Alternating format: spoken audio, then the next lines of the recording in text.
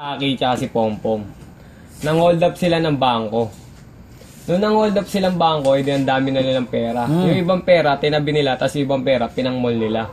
Noong nag-mall sila, may nagturo sa kanila na sila hold up ng bangko, nakulong sila 10 taon. Nang makalaya sila, sabi ni Pompom kay Aki, Aki, magbagong buhay na tayo. Sabi ni Aki, pero paano? Magtayo tayo ng negosyo. Ano negosyo naman itatayo natin? Sabi ni Aki. Magtayo tayo ng bar. Sabi ni Pompom, paano ikita yung bar natin kung walang waiter? Cut mo, Pom. Alam ko na yan. 1 araw, 2 araw, at 3 oras.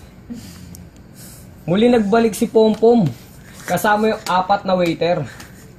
Mura lang pamasahe nun. 2. Sabi niya, ang tanga mo naman, Pom eh. Kukuha ka lang ng waiter, di ka pa kumuha ng babae. Paano yung magsasayaw dun sa bar natin? Umalis si Aki. Cut mo, Aki.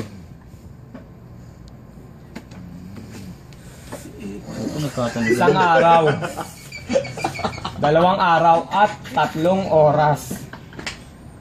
Muli nagbalik si Aki. Kasama yung 4 na babae. Galing. Mura lang pamasahe. 2. Sabi niya, ayan na po, meron na tayong babae. Sabi ni Pompom, ang tanga mo naman eh.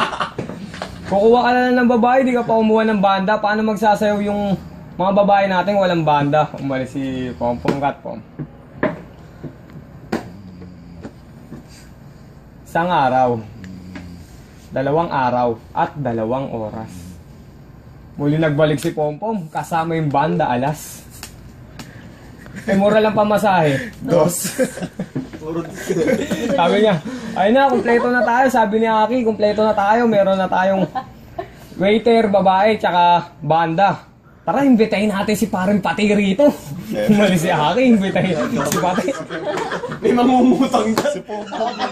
May mangutang pa dyan. 1 araw, 2 araw, May nangungutang. 3 araw. Muli nagbalik si Aki. Kasama na si Paring Pati. Mura lang pamasahe. 2. Tapos nagkatanungan na. Aki, ilang taong ka na? 36. Ikaw, Pom, 45. 7 anak, 4 na bakla, 3 tomboy. Ito nga pala pangalan ng bar natin, 678. Pom, magkano kinita natin? 50. 50 lang kinita natin, Aki. Tama ba, pre?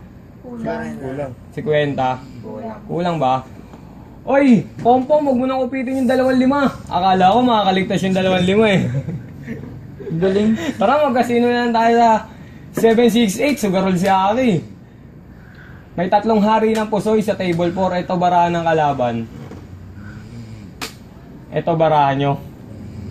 Nanalo kayo, royal kayo, bro. Galing.